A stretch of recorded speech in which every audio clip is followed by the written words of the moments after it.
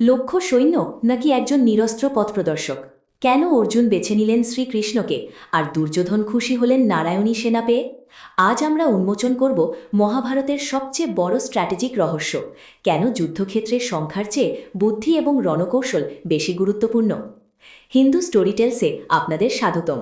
মহাভারতের কুরুক্ষেত্র যুদ্ধ শুরু হওয়ার ঠিক আগে একটি অত্যন্ত গুরুত্বপূর্ণ মুহূর্ত এসেছিল, যখন পাণ্ডব এবং কৌরব উভয় পক্ষই শ্রীকৃষ্ণের সাহায্য চাইতে দ্বারকায় পৌঁছেছিলেন। একদিকে ছিল কৃষ্ণের বিশাল এবং অপরাজেয় নারায়ণী সেনা, যা লক্ষ লক্ষ শক্তিশালী যোদ্ধা নিয়ে গঠিত। অন্যদিকে ছিলেন স্বয়ং শ্রীকৃষ্ণ, যিনি প্রতিজ্ঞা করেছিলেন তিনি কোনো অস্ত্র ধরবেন না এবং যুদ্ধ করবেন না। অর্জুন এবং দুর্যোধনের সামনে যখন বেছে নেওয়ার সুযোগ এলো, অর্জুন চাইলেন কেবল শ্রীকৃষ্ণকে, আর দুর্যোধন আনন্দের সাথে গ্রহণ করলেন সেই বিশাল সেনাবাহিনী। আজকের এই দীর্ঘ ভিডিওতে আমরা বিশ্লেষণ করব এই সিদ্ধান্তের পেছনের গভীর স্ট্র্যাটেজিক এবং আধ্যাত্মিক কারণগুলো। আমরা দেখব কেন একজন নিপুণ রণকৌশলী বা স্ট্র্যাটেজিস্ট সবসময় একটি বিশাল সৈন্যবাহিনীর চেয়েও শক্তিশালী অস্ত্র। যুদ্ধের ডঙ্কা বাজার তখন কেবল বাকি। পাণ্ডবদের পক্ষে অর্জুন এবং কৌরবদের পক্ষে দুর্যোধন উভয়ই জানতেন যে শ্রীকৃষ্ণের সমর্থন যার দিকে থাকবে, জয় তার নিশ্চিত। তারা দুজনেই একই সাথে দ্বারকায় পৌঁছালেন। কৃষ্ণ তখন বিশ্রাম নিচ্ছিলেন। দুর্যোধন আগে পৌঁছে অহংকারবশত কৃষ্ণের মাথার দিকে বসলেন, আর অর্জুন পরে পৌঁছে বিনম্রভাবে কৃষ্ণের পায়ের কাছে দাঁড়ালেন। কৃষ্ণ যখন চোখ খুললেন, তিনি প্রথমে অর্জুনকে দেখতে পেলেন। এখানেই শুরু হলো ইতিহাসের সেই বিখ্যাত আলোচনা। কৃষ্ণ জানালেন, এক পাশে থাকবে আমার অস্ত্রধারী অপরাজেয় নারায়ণী সেনা, আর অন্য পাশে থাকব আমি নিজে, অস্ত্রহীন এবং যুদ্ধে অংশ না নেওয়া অবস্থায়। কৃষ্ণ অর্জুনকে প্রথম সুযোগ দিলেন বেছে নেবার জন্য।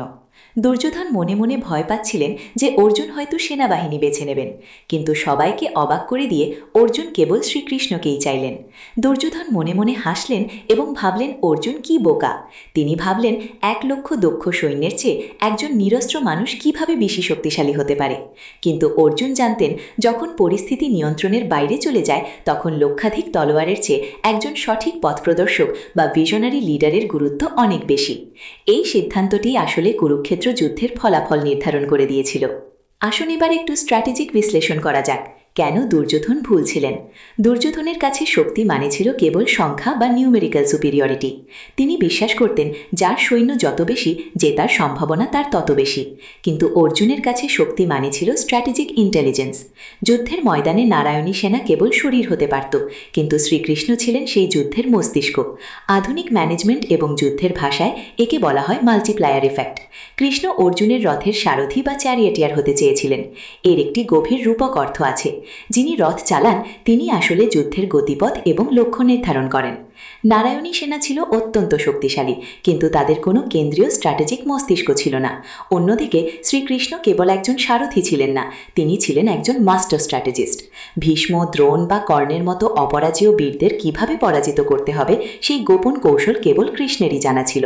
সংখ্যার বিচারে কৌরব সেনা ছিল পাণ্ডবদের চেয়ে অনেক বড়, 11 অক্ষৌহিনী বনাম 7 অক্ষৌহিনী। কিন্তু শ্রীকৃষ্ণের প্রতিটি সিদ্ধান্ত পাণ্ডবদের সেই অসম যুদ্ধে জয়ী হতে সাহায্য করেছিল।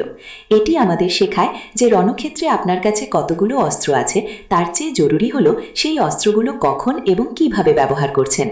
আধ্যাত্মিক দিক থেকে দেখলে অর্জুনের এই নির্বাচন ছিল সমর্পণের প্রতীক। তিনি জানতেন যেখানে স্বয়ং ঈশ্বর রয়েছেন সেখানে কোনো অভাব থাকতে পারে না। দুর্যোধনের ক্ষুধা ছিল ক্ষমতার প্রতি, আর অর্জুনের তৃষ্ণা ছিল জ্ঞানের প্রতি। কৃষ্ণ অর্জুনকে বলেছিলেন যে তিনি অস্ত্র ধরবেন না, কিন্তু অর্জুন জানতেন কৃষ্ণের কেবল উপস্থিতি পাণ্ডবদের মনোবল কয়েক হাজার গুণ বাড়িয়ে দেবে। একে বলা হয় সাইকোলজিক্যাল অ্যাডভান্টেজ।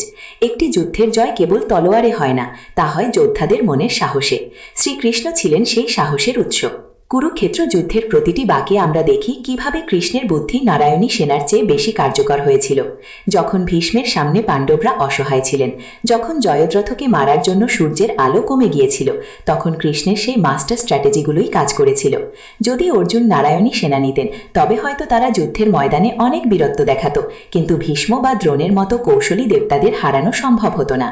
এই ঘটনাটি আধুনিক জীবন এবং রাজনীতির ক্ষেত্রেও সমানভাবে প্রযোজ্য। আপনার কাছে বিশাল সম্পদ থাকতে পারে, লক্ষ লক্ষ অনুসারী থাকতে পারে, কিন্তু যদি আপনার কোনো সঠিক লক্ষ্য বা গাইড না থাকে, তবে সেই সম্পদ আপনাকে ধ্বংসের হাত থেকে বাঁচাতে পারবে না।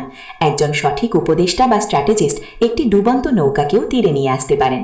অর্জুন আসলে শ্রীকৃষ্ণকে নয়, বরং বিজয় বা সাকসেসের মূল চাবিকাঠিকেই বেছে নিয়েছিলেন। আপনার কি মনে হয়, যদি অর্জুন নারায়ণী সেনা নিতেন এবং দুর্যোধন কৃষ্ণকে পেতেন, তবে কি যুদ্ধের ফলাফল অন্যরকম হতে পারত?